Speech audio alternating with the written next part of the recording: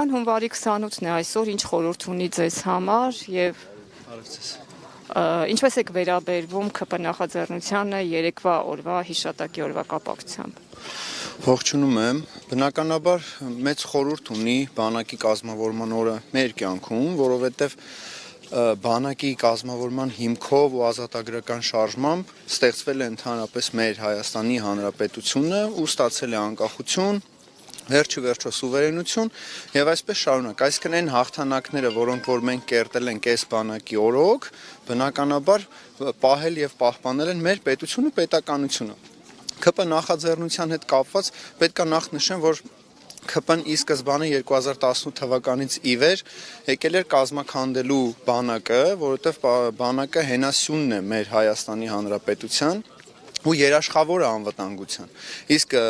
Հայաստանի Հանրապետության քաղաքացիների անվտանգությունը ամենավերջի տեղում է քաղաքացիական պայմանագիր կուսակցության ու մասնավորապես Նիկոլ Փաշինյանի համար։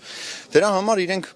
ոչ միայն քանդեցին ու կազմաքանդեցին բանակը, այլ արժե զրկեցին հերոսներին եւ հերոսությունը ընդհանրապես ու հերոսություն սարքեցին հարկ վճարելը, ոչ թե հայրենիքին ծառայել անձնվիրաբար եւ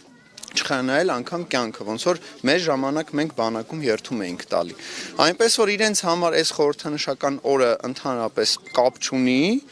իսկ որpիսի իրենք կապեն իրենց հետ ինչ որ մի օր, վերցեցին 27-ը սարքեցին հունվարի սգո օր, որովհետև իրենք սգո իշխանություն են, այսինքն իրենց իշխանությունը բերել է հայ ժողովրդին միայն սուգ, պատերազմ, կորուստներ, զոհեր եւ այսպես շարունակ։ Մասնավորապես 27-ը իրենք նշում են որպես սգո օր, որովհետև ուզում են առանձնանան հաղթանակից ու հաղթանակներից, այսինքն մեր համար այսօր եւ հաղթանակի օր է, որովհետև բանակ ունենալը արդեն իսկ հաղթանակ է։ Իսկ իրենք վերցրել են սգոր, որովհետև իրենք սուգ բերել են, իրենք իրենց սուգը նշում են, բայց բացած իրենք չեն սգում հայ ժողովրդի կորուստները, սահմանային կորուստները, մարդկային կորուստները, իրենք ցույց են տալի, որ սգում են ինչ-որ մի բան, բայց բնականաբար իրենք ներկայացնում են մի կուսակցություն, որոնք ենթարկվում են թուրքերին եւ ադրբեջանցիներին, այսինքն իրենց համար յուրաքանչյուր հայկական կորուստ ընդհանրապես սգալու չի, այլ ողջունելի է։ Դրա համար իրենք առանձնացրեցին, որ ընդհանրապես անգամ այս օրը չգան եռաբլուր, որովհետեւ իրենց համար խորթ է հաղթանակը։ Իրենք պարտության սիմվոլներ են, պարտության խորհրդանիշներ են ու դա պատմությունը գրելու է փաստերով ու վերջո այս իշխանությունները երբ որ էլ չլինեն իշխանություն ու բնականաբար իրենք ինչպես չարի իշխանություն նաև հավերժ չեն վերջո պատմությունը գրելու է այն փաստերն ու ճշմարտությունը որ ում պատճառով բանակը կազմաքանդվեց, Արցախը հանձնվեց, 5000 մեր լույս տղերք գնացին երկնային կյանք, որպեսզի մենք ունենանք անկախություն ունենայինք Արցախ եւ այսպես շարունակ վերջո այս իշխանությունների հույսը այլ ոչ Աստված է ոչ ժողովուրդը իրենք հույսը դրել են Ալիևի ու Էրդողանի վրա որպեսզի վերընտրվեն խափեն կեղեքեն հայ ժողովրդին ու փորձեն ավելի հարստանալ բայց վերջո հայ ժողովուրդը հենց այս խորհրդանշական տեղը պետք է պնդեմ որ ունեցել ենք ազատագրական պայքար մենք վերապրել ենք ցեղասպանություն, եւս մեկ ցեղասպանություն կատարվեց Արցախում, մենք այդ ամեն ինչը վերապրել ենք, մենք կարողանում ենք վերածնվել ու յուրաքանչյուր վերածնունդ սկսվելու է հաղթանակներով ու մենք այդ հաղթանակը նշելու ենք հենց այս իշխանություններին հեռացնելուց սկսած։ Ինչպես եք պատկերացնում հեռացնելը, հավատում եք օրինակ ընտրություններով կարելի է հեռացնել, իմպիչմենտը դեռևս արդիական է եւ կարծում եք հնարավորություն կա դեռևս այդ ճանապարհով հեռացնելու, թե կարծում եք առաջիկա 5 տարին եւս իշխելու այս խմբակցությունը եւ Հայաստանի Հանրապետությունը տանի դեպի 4-րդ հանրապետություն։ Տեսեք, եթե այս իշխանությունները մնան եւս 5 տարի Ուղղակի Հայաստանի Հանրապետություն չի լինի, մենք հարցազրույց տալու հնարավորություն չենք ունենա, ու եթե ընդդիմությունը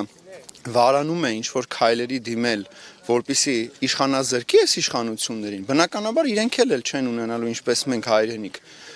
Այդ պարագայում յուրաքանչյուր օրինական տարբերակ, յուրաքանչյուր սահմանադրական տարբերակ, որը հնարավորություն է տալիս ոչ միայն ընդդիմությանը, այլ հայ ժողովրդի այն մասին, ովքեր որ գիտակից են, հայրենասեր են,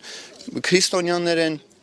իրենց հավատքի հետևից են գնում ու իրենց հայրենիքն են փորձում պաշտպանել, որտեղ որ մենք աշխատում, ապրում եւ արարում ենք։ Բնականաբար պետք է լինի համախմբում, այսինքն պետք չի ուղակի վերագրել այս երկիրը մենակ ընդդիմությանը չի, այս երկիրը հայ ժողովրդինն է, ու հայ ժողովրդի մեջ կան մարդիկ, ովքեր որ Այս բան ոչ միայն ընդդիմություն չեն, այլ ուղղակի քաղաքացիներ են, ովքեր վճարում են հարկեր, ապրում են այստեղ, ու իրենք հաշտ չեն Նիկոլ Փաշինյանը ու իր օրենքների հետ։ Իրենք հաշտ չեն Արցախի կորստի հետ, հաշտ չեն, որ Ալեն Սիմոնյանը կարող է յուրաքանչյուր քաղաքացու վրա թքի, երբ ուզի։ Իրենք հաշտ չեն այդ ամեն ինչի հետ։ Ընդդիմությունը ուղղակի աշխատանք պետք է տանի այդ քաղաքացիների հետ, որպեսզի լինի համախմբում։ Եվ վերջի վերջո չի ուզենա նշել, բայց չեմ կարող։ Եթե ընդդիմությունը ի սկզբանե իրար մեջ չհամախմբվեն,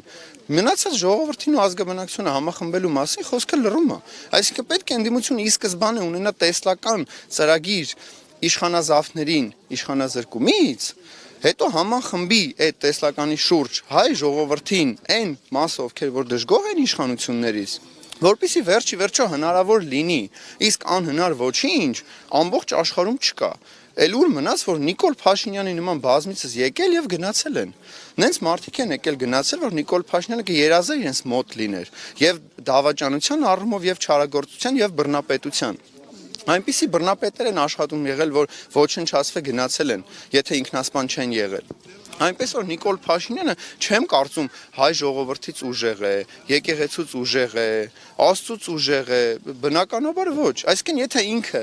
իրանցից ուժեղ չի, այդ նշանակում է, որ ինքը չի կարող միշտ հաղթել։ Իսկ պարտության սիմվոլը հաղթանակի հետ ոչ մի կապ չունենալով։ Նույնիսկ պարտվելու է հայ ժողովրդին, որովհետև ինքը երբ որ գալիս էր իշխանության, ինքը ժողովրդին էր տալի, չէ՞ այդ իշխանությունը։ Հիմա եթե իշխանությունը ժողովրդինն է, ուստեղ ժողովրդավարությունն է, ինչու՞ նա խնդիրը, որպեսզի ինքը հեռանա իշխանությունից։ Բնականաբար ընդդիմության աշխատանքի մեջ է։ Եթե ընդդիմությունը ճիշտ համախմբում կազմակերպի, դա լինի իմպիչմենտով, ընտրություններով, յուրաքանչյուր տարբերակով, որը որ հնարավոր է ուղղակի ազատվել այս չարիքից, բնականաբար այդ տարբերակները բավականին շատ են, մեկը չեն, երկուսը չեն։ Ու այն կոնսոլիդացիան, որը որ կարող է ստեղծվի ընդդիմության մեջ, դա էլ վաղ անցյալում ու հերու ապագայի մասին չի, էլի, այսինքն բազմիցս երեք նախագահները ընդհանուր առմամբ հայտարարություն են տարածել, որ Նիկոլը լավը չի, վատն է եւ այսպես շարունակ, այսինքն այո, պետք է հեռանա, այսինքն եթե անգամ երեք նախագահները առանձին են պայքարում Նիկոլի դեմ, եթե միանան միասին պայքարեն Նիկոլի դեմ, բնականաբար ժողովուրդ ինչ որ տարբերակ է, չէ՞ մանգալի Նիկոլին հեռացնելու, ու ժողովուրդը չի հավաքվելու հրապարակում իրանց մեջից ինչ որ վարչապետ ընտրեն, դա մեկ անգամ փորձեցին ու շատ վատ ստացվեց։ Այսինքն ստեղ պետք է տարբերակ լինի, տեսլական լինի, ծրագիր է պետք, որպեսզի ընդդիմությունը ներկայացնի։ Նիկոլին հեռացրեցինք, հետո մեր գործողությունները։ Շնորհակալություն։